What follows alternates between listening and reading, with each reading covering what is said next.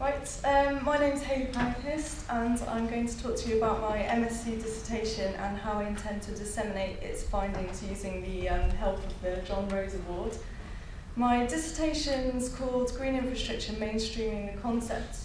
It also has a subtitle which is Understanding and Applying the Principles of Green Infrastructure in South Worcestershire.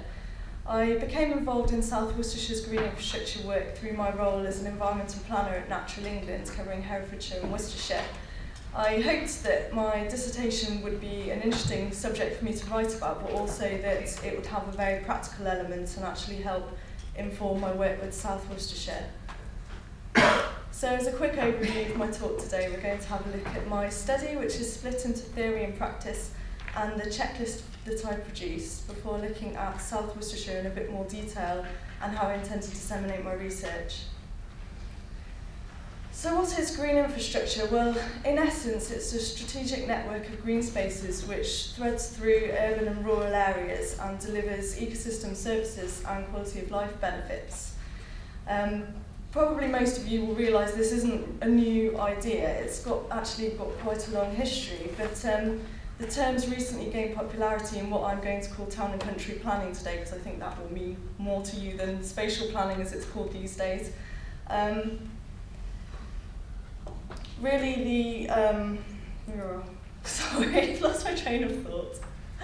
Okay, so in English what we're talking about is a network of multifunctional green spaces which delivers multiple benefits, some of which are shown on these slides, but of course there are many more. We've talked quite a lot around climate change today. The idea of a multifunctional network is at the heart of green infrastructure, but it's important to recognise that every place doesn't have to deliver every single benefit. The idea of a network is that the sum value is greater than the parts. The word infrastructure is also quite important, as it implies that the green benefits aren't going to deliver themselves, and they need to be planned in much the same way we plan for our energy or water infrastructure. So the benefits from a green infrastructure network are important for everyone everywhere, but despite this, the application of the green infrastructure approach across the UK remains quite inconsistent, and I hope that by looking at South Worcestershire, which at the time of writing my study was an area which was perhaps struggling to understand green infrastructure, see its value and implement the approach, I could start to understand some of the barriers to the uptake of the green infrastructure approach and consider some of the potential solutions to this. So how do you actually go about green infrastructure planning? Well, imagine you're the local planning authority. You need to go through a number of key steps. Firstly, you need to undertake a comprehensive evidence gathering process which looks at what green infrastructure assets you've already got, what you need, where the gaps are. Obviously, the crux of green infrastructure is around its delivery on the ground, as without this you're not going to achieve any of the benefits. This isn't going to happen by chance. You need to set out a delivery plan, and as a part of this you'll need to think about different delivery mechanisms. So different parts of the network, you might use different delivery mechanisms. If you're talking about a development site, you could use things like planning conditions, Section 106 agreements. If you're talking about green infrastructure in the wider countryside, you'd have to use soft levers such as agri-environment schemes, woodland grant schemes, or if you're talking about large projects, you might look at the Heritage Lottery Fund, etc. You also need to think about the long-term management of your green infrastructure. You need to think about ways that you're going to pay for it, ways you're actually going to achieve the management. Particularly in the current economic climate, I think ways to make your green infrastructure network pay for itself are really important. So you might think about integrating visitor centres and attractions into your green infrastructure network, or even more innovative things such as biofuels, space biofuel production. So considering these steps, it's quite clear the local authority won't be able to achieve these alone, and a partnership approach is essential to the success of green infrastructure. So after looking at some of the theory of green infrastructure, I had a look at a couple of examples that are considered to be national best practice to see what I could learn. The first of these was the northwest of England, where they have a really strong green infrastructure partnership going on. The green infrastructure work in the northwest has quite a human focus, so the partnership Natural Economy Northwest has undertaken some really interesting work trying to quantify the economic benefits of the green infrastructure. They've also got some really good climate change adaptation projects. So the slide shows Astley Moss, which is it's part of the Manchester Mosses Special Area of Conservation, a European nature conservation site. The restoration of the moss has been part funded by Foundation, which is a climate fund which uses contributions from individuals and businesses to pay for community-based carbon reduction projects. The second case study I looked at was Northamptonshire. Actually, as an outcome of my study, the South Worcestershire planners and other partners took a trip out to Northamptonshire to learn about their green infrastructure work. We were really impressed by their environmental character and green infrastructure suite. It's an interactive web-based mapping system which takes complex specialist information on different environmental subjects and turns it into a format which is easily understood by the layperson, which planners and developers can then use to inform their decisions. We then got to go outside, which was a bit of a rare treat for some of us actually. We went to some of the sites in the River Regional Park. This isn't a park in the traditional sense of the term. It's actually a network of different projects all linked together, so in essence it's green infrastructure. The slide shows Salsey Forest. It's an ancient woodland situated between Milton Keynes and Northampton. The River Regional Park has paid for restoration of the woodland and access improvements, including the treetop walkway shown in the slide. It's a really popular visitor attraction, and the message we took home was that the River Regional Park has really achieved quite an admirable level of self-funding. So this is where we start to move from theory to application. Through my study, I've been collating the lessons learnt into small summary tables. I then put these together and came up with a checklist for successful green infrastructure. The slide shows just the headlines of the checklist, but below these there were lots of sub-questions which gave me more of a detailed understanding. The idea of the checklist was that I could apply it to South Worcestershire and gain an understanding of some of the successes and shortcomings of their work so far, as well as direct their future work.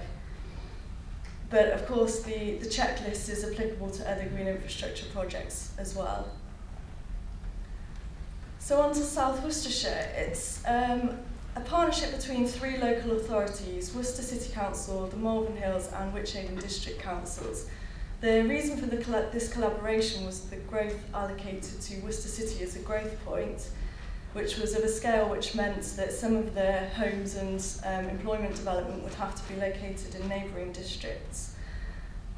As a result of this, the three authorities decided to work together to produce a joint core strategy which would set out where the development would go and what it would be like for the next 25 years.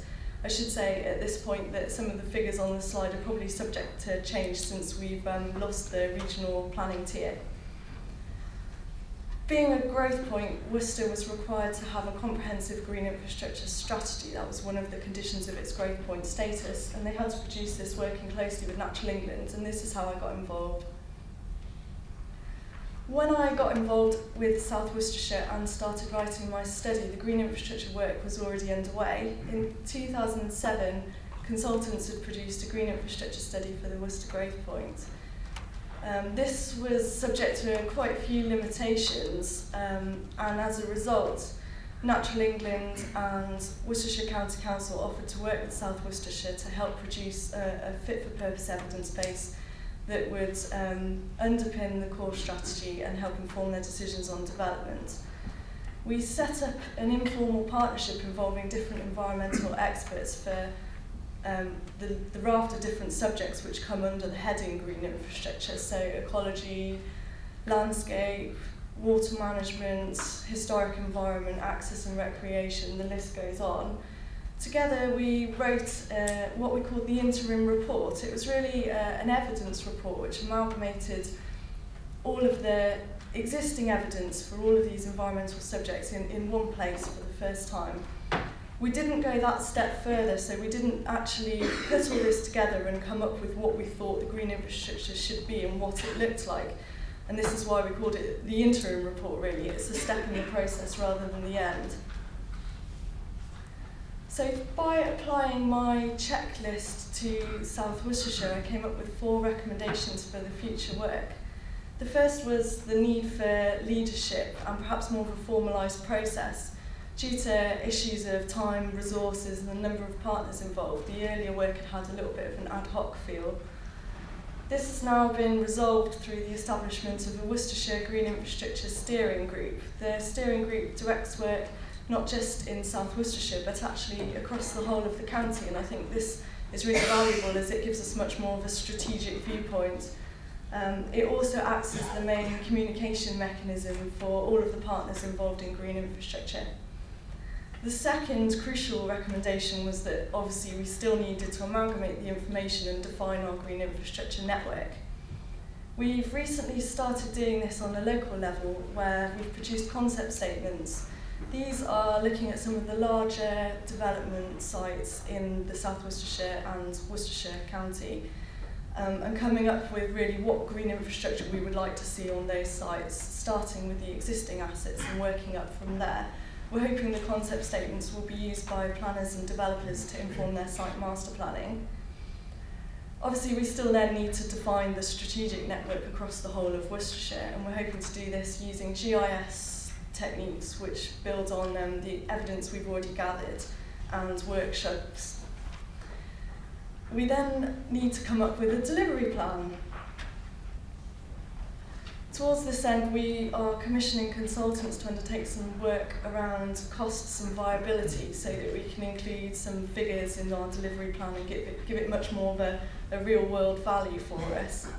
The fourth recommendation I think is quite interesting, and it's that we needed to involve the wider community. The purpose of green infrastructure is really making places that work for nature, the natural environment and for people. It therefore stands to reason that the community need to be involved in saying what they want and where.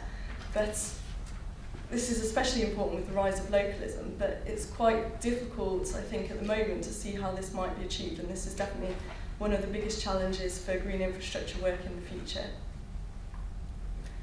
So I wanted to say at this stage that I haven't been able to give you that much of a comprehensive understanding of the green infrastructure work that's going on in the county due to time constraints. But the problems and challenges experienced by South Worcestershire were very much at the start of the process. I think we've undergone a really interesting learning curve together, and we're now building on quite a strong base of evidence base and high quality existing green infrastructure assets, and I'm really hopeful for what we can achieve in the future. So how do I intend to disseminate my research? Well, the report in its entirety is hopefully to be published as a Natural England research report. The main audience for the report is local authorities who might be struggling to understand and implement the green infrastructure approach similarly to South Worcestershire at the time. But I don't think it's very likely that this audience would sit down and read an 18,000 word academic report. Similarly, with the rise of localism, other people might be interested, such as councillors, local community groups or local economic partnerships. I therefore intend to use the John Rose Award to repackage elements of my study into formats which are more easily digestible for these non-technical audiences. Hopefully this is going to be directed by the Worcestershire Green Infrastructure Steering Group to make sure that all the partners are happy and everyone's involved. I'm intending for the repackaging to have 3 main parts. Firstly, the checklist for successful green infrastructure will be presented as a standalone document so that other local authorities can apply it to their green infrastructure projects. Secondly, the chapters on the origins and case for green infrastructure, which I very lightly touched on some of the theory of green infrastructure at the start of this presentation. That's going to be repackaged as a report on the concept of green infrastructure. This could yet be an academic style report, or it might be more of a glossy style document to start trying to persuade these other audiences that I mentioned of the value for green infrastructure and hopefully try to get them on board. Thirdly, and most importantly, the South Worcestershire case study is going to be presented as a video or a podcast. I think this is very valuable as it's an easily a presentation is a lot more easy to understand than an academic report, and it can be easily dropped into presentations to any different audience. Obviously, producing a video can be quite expensive, and I'm thinking of ways that we might be able to reduce the cost, such as, for example, working with one of the local universities. Okay, that's the end of my talk. Thank you for listening.